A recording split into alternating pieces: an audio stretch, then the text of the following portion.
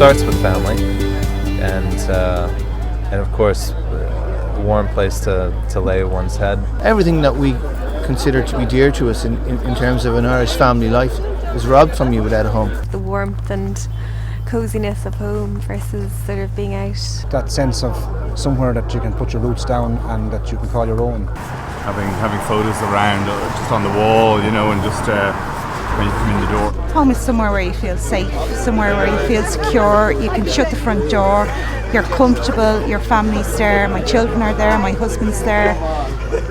It's stuff that you take for granted. The sense of security, I think just the feeling of, you know, somewhere to retreat to that's yours. I suppose a place of security and comfort and a sense of place. What you do all day, just the no place to go, no sense of ownership, nowhere to be safe.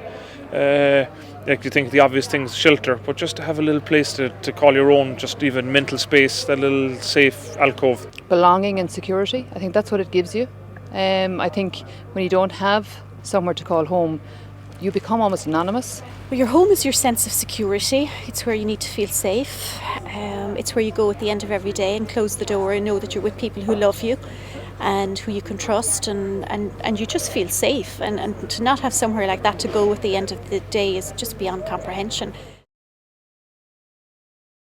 How anybody could live this life tonight and then start from here as their base camp for tomorrow is impossible. The cold just gets inside you, into your bones, absolutely freezing.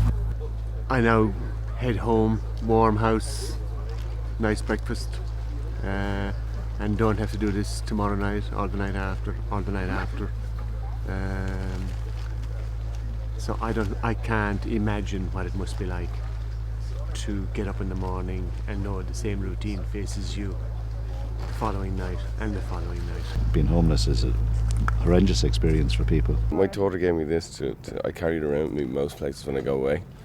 She gave it to me, I think, about 4 years ago for the first time, and I carry it with me when I go away. And when I was leaving the house last night, she asked me what I was bringing to remind me of home, and she guessed correctly before I even told her that I was bringing my heart with me. So. Ironically, I have 2,000 rooms in this city, so it was a very different experience for me, for somebody who has lived in the city for over 25 years, and probably not quite understanding what people have to go through and how it happens for people. And I suppose that's been the best part of the night for me, all of the briefings, the information that you get, and the work that's done. I suppose the thing that I'm thinking about most this morning is the respect I have for the people in Focus Ireland. It's a marvellous organisation, and an organisation I didn't know a great deal about before I started this, but the commitment and passion that they have is just fantastic, you know, and I suppose that's the biggest impact that I felt from this experience, is just an understanding of the work they do and the commitment and passion they have for what they do. And thank God we have a society like we have that supports an organisation like Focus Ireland, because they need all our support. I think it would rock you completely to the core if you're used to having a home and then it's taken away from you. People say, like me, say, well, that's never going to happen, you know, I'm not going to lose my home, you know. But I am conscious that it's just a series of bad luck that people end up losing their home. And if I was out without my home, sure, I mean, it would just put so much pressure on every aspect of my life. Family, my mental health, just my self-esteem, you know, so much. It must be hopeless. It must be desperate. It must be just debilitating, depressing, awful.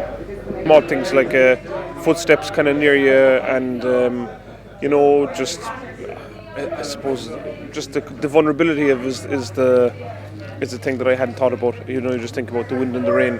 One of the things that struck me actually was, you know, how easily you could lose hope, you know, in terms of just, you know, I suppose the feeling of isolation and just being on your own, I suppose, and not having anybody there to support you.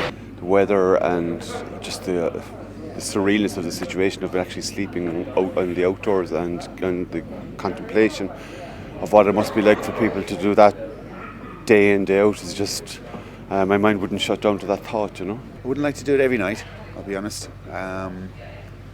Could survive a night, yeah, no problem. We could survive, but you know, we know we're going back to the comfort of our home, so that makes it easier for us, you know.